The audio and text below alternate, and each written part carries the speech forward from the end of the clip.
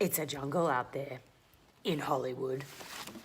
And that's why we're catching up with a hungry lioness, Australia's own Serena DC. She tells us about being a celebrity in LA, what it's like to sit down with Tara Reid and Caitlyn Jenner to discuss the darker side of Hollywood, and being a matchmaker. Hello, friends of Build. Today, I want to talk about Hollywood, the place that can eat you up and spit you out, make or break you. It's a goddamn hustle, and someone who knows this hustle all too well is our next Aussie guest. She's navigating the small screen of Hollywood, the Hollywood jungle, while being a producer, a director, an author, an entrepreneur, a matchmaker, a mama, and so much more. Please welcome Serena DC. Hola, my friend. Hello, how are you? What an I'm intro. good. Where are you? Oh my God, I am in my spare bedroom at home in Melbourne. Wow. So, I mean, you are and you're in LA kicking ass as an Aussie over there. But you're not there now. Obviously, you've had to come back from COVID, really. When did you get back? It was so crazy. So I just wrapped filming a reality show over there and hopped on a plane to come home for 2 weeks. And me and my family, we were getting ready, packing our bags to move over to LA. And then the border closed. And so instead of living over there, moving into our new flashy apartment, we just got somewhere in West Hollywood, everything just stopped. It's been insane. Yeah. That is insane. But look, there's been a lot about your life that's been insane. Let's start with in 2017, you were on a reality TV show that was Australian, called Instant Hotel, and it had a really profound effect on you and kind of set off a chain of events in your life. Can you tell me what that path was that you found from those events? Sure. So it was interesting. So being on Instant Hotel, I couldn't wait for the show to come out. This was my moment. I was finally going to be famous and everyone in the world was going to love me.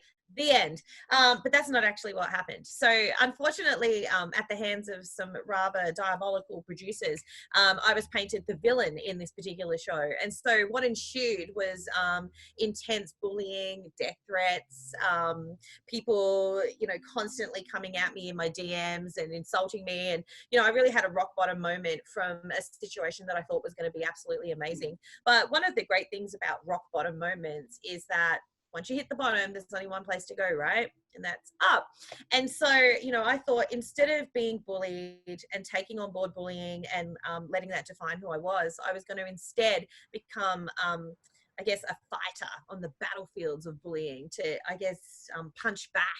And so since then, I've got a technically haven't moved yet, but relocated over to LA and have brought out 2 shows so far that I like to call transformational reality. So trying to inject some positivity and light and love into the world. So yeah. So why LA after Instant Hotel? Where was that drive to go over there? You were like, right, this is not going to define me. I'm going to go somewhere big that can handle me and all of my amazingness.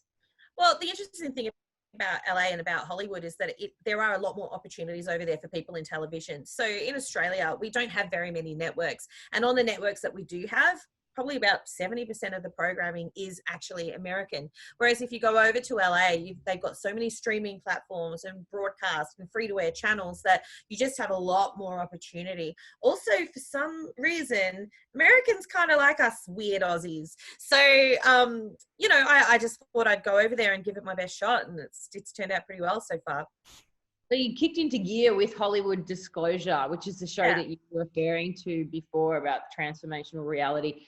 And you've had some amazing sit downs with Corey Feldman, Tara Reid, Caitlyn Jenner. Can you tell me a little bit about how do you even get those people? And they really do reveal so many of their severe stories to you, a deep personal stuff. Tell me what you've taken away from that or any particular stories that have really stood out to you. Sure. It's interesting, you know, everybody has a special talent. My special talent is I'm able to make people want to tell me their innermost fears. You know, I sit down with people and I'm like, so tell me about some bad stuff, and then boom, here it all comes. You know, but the reason I created Hollywood Disclosure is because what I wanted to do was allow viewers to see their peers, so people that they look up to, that they want to be like, talk about their personal pain and tragedy that they've been through, and then how they overcame it. Because a lot of us look at celebrities and think, oh my God, they've got perfect lives, everything's fantastic, they're superhuman, but they're not. You know, and so that's the journey that I embarked on, because I have my own story, and I have helped a lot of people by sharing it. I wanted to get other celebrities to share theirs. So Caitlyn Jenner was probably the most profound interview that I've done. Going to her house was really cool. Sitting on her toilet because I needed to wee, and having this moment of like, oh my God, is this where Kanye West poops? You know, that was pretty surreal. But, you know, sitting down with her, it was just so interesting to hear about the support that she got from some family members, but also the lack of support she got from others. I don't know if you've seen much about her in the media and what happened, but, you know, her daughter, Chloe, was then and is now still very estranged from her, and hasn't been particularly accepting of that transition. So yeah, it's been a really interesting journey. And what about Tara Reid? Because her story is different altogether. What did you get from her? What were some surreal moments with her? Yeah, well, you know, I wanted to sit down with Tara because a couple of weeks before sitting down with her, one of my co-stars on Instant Hotel called Shay actually passed away. And Shay was somebody that had been bullied relentlessly after being on Instant Hotel. And that bullying had definitely defined who she had become as a person. It had really hurt her, you know. And so I wanted to sit down with Tara, because Tara is someone that has been bullied her entire career. And I guess learn how she coped with it, and be able to share that story with the viewers. Yeah, and Corey as well, Corey Feldman, his story is totally different as well from the abuse that he suffered when he was younger. What did he reveal to you that surprised you? Well, a lot of people know about the abuse that he suffered from a sexual standpoint. So he was sexually abused by producers and directors in Hollywood from the age of 13 to about 16. But the interesting thing with Corey was that his abuse started a lot earlier, and it was at the hands of his mother. So he sort of revealed that his mother used to beat him, lock him in cupboards, verbally abuse him for years and years and years. And it became really evident that that was one of the main reasons why that sexual abuse was able to continually happen to him. You know, as a boy that's 14 and 15, your physicality is quite large. If you wanted to, it's a lot easier to, I guess, fight off a predator than, say, a little child. But because Corey had been so mentally abused by his mother, and grew up believing that he wasn't enough and that he had to do whatever people told him, he unfortunately just felt that he had to allow the abuse to occur. So, you know, it was very interesting to talk to him about that, because it was a reminder for all parents that everything that you say and everything that you do to your children every single day is all being retained up here, and it really will shape who they become. And what do you think you've kind of learnt from these many other celebrity interviews as well? But Yeah. what has stood out to you, and what's maybe been the most intense interview that you've ever experienced that you've really, you know, reflected on afterwards and been like, whoa?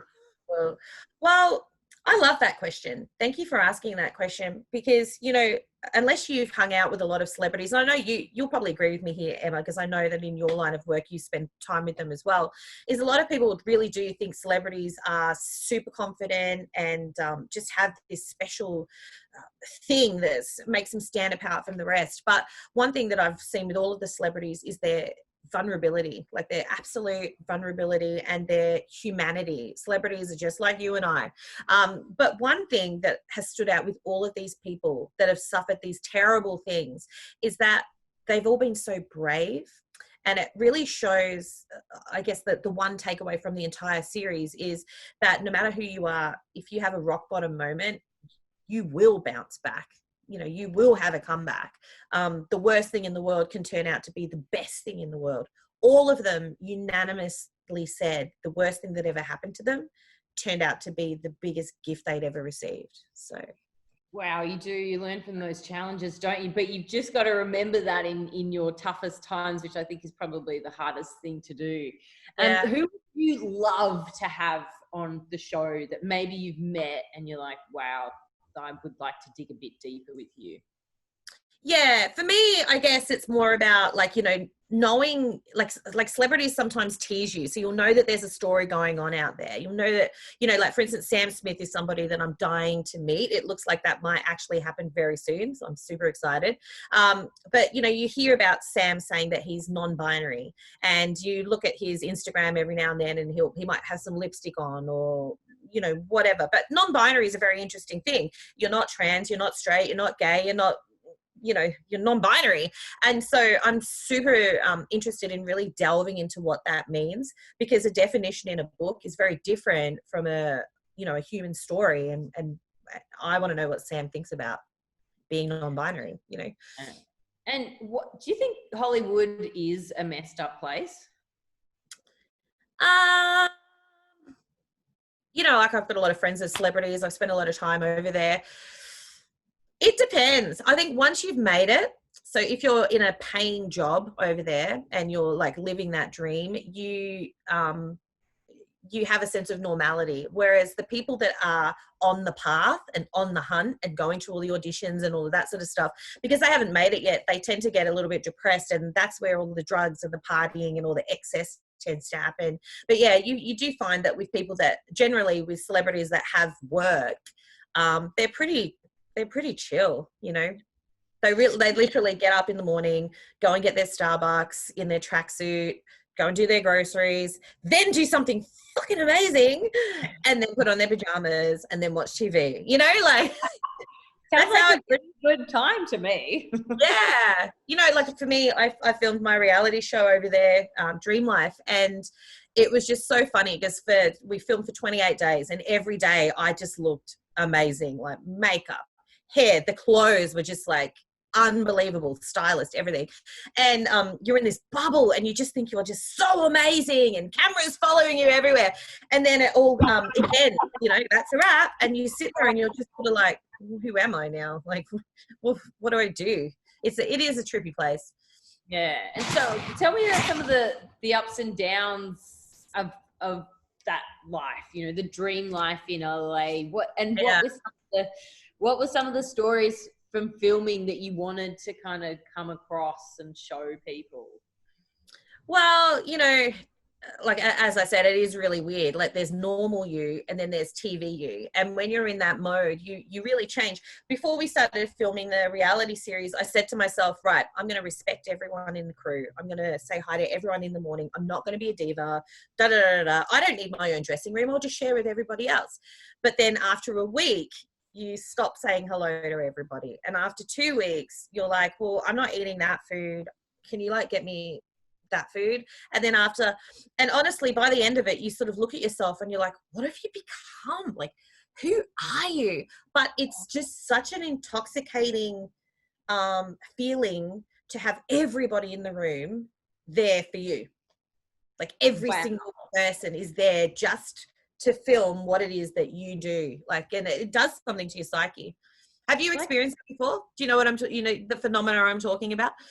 I think so. Once you get a lot of positive reinforcement and everybody around you saying yes, you do get away with a little bit naughtier behavior.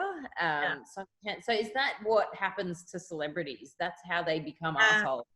Yeah, that is how they become assholes, because I'm not an asshole, you know, and I literally set out with the intent to maintain my non-assholeism, but you can't help it. It's it is a strange phenomena, you know, to the point where there'd be times where I'd pull back and I'm just like, what the F are you doing, Serena? Like, you know, this isn't you.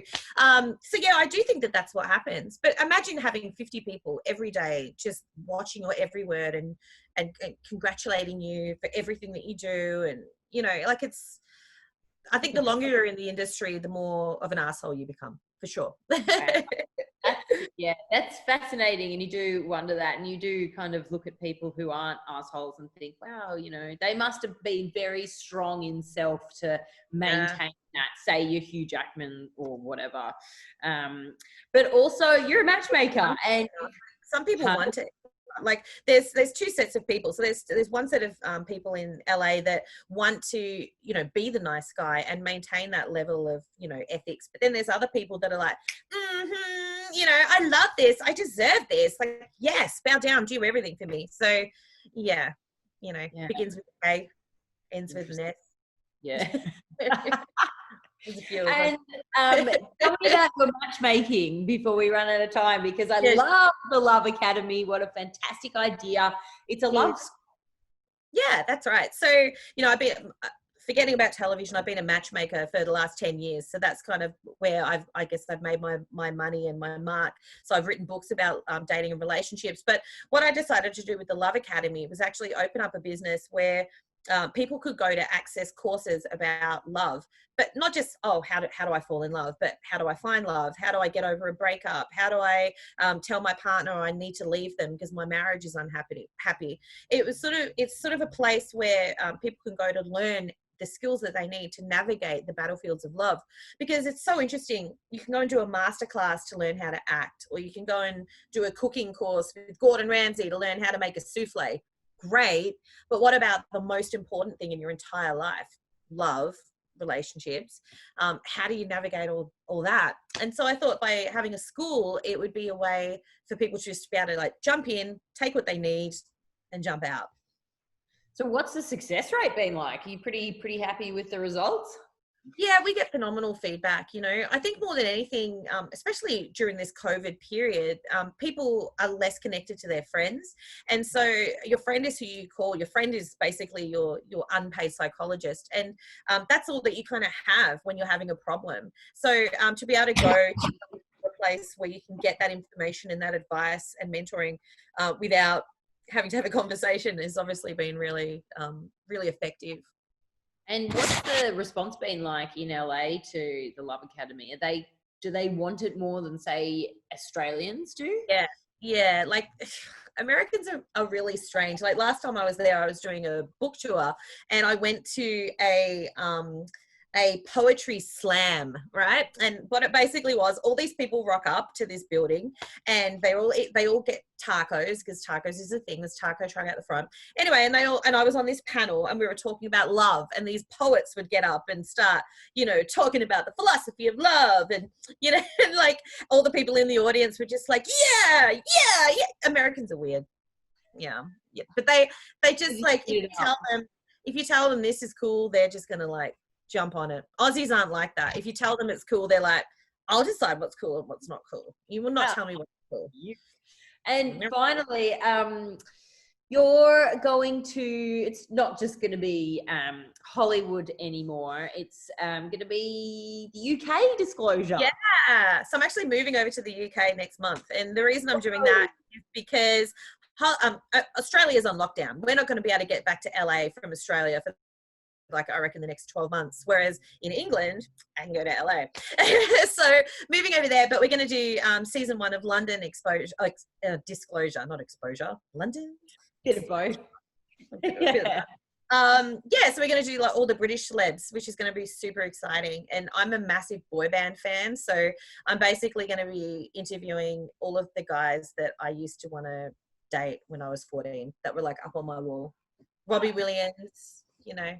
Yeah, who do you have? Who have you got lined up? Well, I'm not allowed to say. Unfortunately, I know, but I have mentioned a couple of them in this interview. So okay. Well, I like everyone who you've mentioned, so I cannot wait to watch that. Congratulations on everything. You're a kick-ass chicken and inspiration to everyone. Can you just show me your nails, because they're quite fabulous?